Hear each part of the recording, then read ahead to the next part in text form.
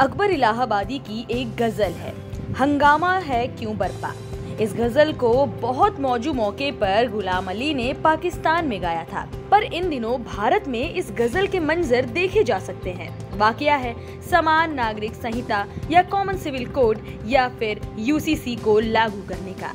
संविधान में इसका वादा किया गया, लेकिन आज तक ये लागू नहीं हो पाया। हंगामे के बरक्स ये देखना जरूरी है कि अगर यूसीसी आता है तो क्या वो एक नई इबारत होगी जो नए सिरे से एक सादे पन्ने पर लिखी जाएगी। कतई नहीं, पन्ने पर तो सन 1937 की शरीयत एक्ट की इबारत लिखी है, केवल उसे मिटाना और काटना होगा। उसे मिटाकर उसे काट कर ही यूसीसी को लिखना होगा। उसी 1937 की इबारत ने 86 साल से विभाजन पैदा किए हैं, विभाजन को बरकरार रखा है। हकीकत यही है कि आजादी के बाद 1937 के एक्ट के बने रहने से मुस्लिम हिंदू में विभाजन बढ़ता गया। 1937 के शरीयत एक्ट के पीछे जिन्ना की मुस्लिम लीग का इरादा सबसे पहले उन मुसलमानों को अलग करना था जो स्थानीय हिंदू रीति रिवाजों और प्रथाओं के कारण हिंदुओं के साथ बहुत घुल मिल गए थे। फिर उनके लिए एक हिंदू विरोधी इस्लामी पहचान बनाना और अंततः भारत के विभाजन का मार्ग प्रशस्त करना। भारत में इस्लाम 7वीं शताब्दी में आया। उस समय इसके मानने वाले कुरान और हदीस के इस्लामी कानून का पालन करते थे। दिल्ली सल्तनत के समय न्याय करने के लिए काजी नियुक्त किए गए। कहा जाता है कि मुस्लिम लॉ गयासुद्दीन बलबन के काल में कोडिफाइड था। दिल्ली सल्तनत और मुगलों के काल में इस्लामी अदालतें थीं। इस्लामिक कानून के लिए ही औरंगजेब ने फतवाए आलमगिरी भी लिखवाई। अंग्रेजों के जमाने में हनीफ मत की किताब अल हिदाया के आधार पर सुनवाई शुरू हुई। मुस्लिम आए, धर्मांतरण हुए, लेकिन कभी भी शरिया पूरे भारत में सभी मुस्लिमों पर लागू नहीं हुआ। औरंगजेब ने शरीयत को सख्ती से लागू किया, लेकिन इतिहासकारों का कहना है कि वो धर्मांतरित मुस्लिमों पर शरिया लागू करने से पहले ही चल बसा। ये काम अंग्रेजों और मुस्लिम लीग ने 1937 के शरीयत एक्ट बनवा कर और उसके बाद उसे लागू करवा कर दिखाया। हकीकत ये है कि भारत में धार्मिक बंटवारे की जड़ में 1937 का यही शरिया एक्ट है। ब्रिटिश शासनकाल में अक्टूबर 1937 में ये एक्ट पारित किया गया।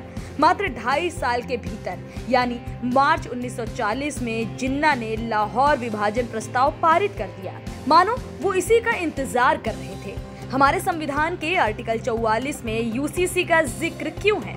अगर 1937 का एक्ट अस्तित्व में ना होता तो क्या संविधान सभा को यूसीसी पर माथापच्ची करने की जरूरत पड़ती?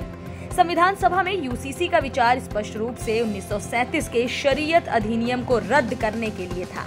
नीति निर्देशक सिद्धांतों के तहत यूसीसी को अनिवार्य करने वाले अनुच्छेद 44 का ट्रिगर 1937 का अधिनियम था, जिसने भारत को विभाजित किया।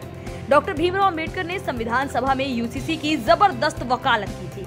उन्होंने मुस्लिम लीग के सदस्यों को इस बात से इनकार करने की चुनौती दी कि 1935 तक नॉर्थ ईस्ट फ्रंटियर प्रोविंस यानी आज के पाकिस्तान का पश्चिमी पंजाब, खैबर पख्तूनख्वा में शरिया कानून नहीं बल्कि हिंदू परंपरागत कानून का पालन किया जाता था। डॉक्टर अंबेडकर ने कहा कि 1937 तक बाकी Bharat, United province, central province और बॉम्बे में मुस्लिम उत्तराधिकार के मामले में हिंदू परंपरा द्वारा शासित थे। शरिया एक्ट 1937 वास्तव में पूरी तरह इस्लामी भी नहीं है। इसमें निजी स्वार्थों के लिए हिंदू कानून के 3 मुख्य अधिकारों को डाला गया। ये एक्ट मुसलमानों को हिंदुओं की तरह अपनी संपत्ति की वसीयत लिखने की अनुमति देता है, जबकि इस्लाम में तो ये निषिद्ध है। इसमें कृषि भूमि को बाहर रखा गया है। इस संबंध में मुसलमानों पर हिंदू कानूनों को लागू करना जारी रखा है। इसने निसंतान मुसलमानों को हिंदुओं की तरह गोद लेने की अनुमति दी है, जबकि इस्लाम में इसे भी प्रतिबंधित किया गया है। सोचने वाली बात यह है कि 1937 के शरीयत कानून में हिंदू कानून के घालमेल से फायदा किसे हुआ? जिन्ना को, मुस्लिम जमींदारों को, मुस्लिम लीग को, अंग्रेजों को या फिर मुसलमानों को?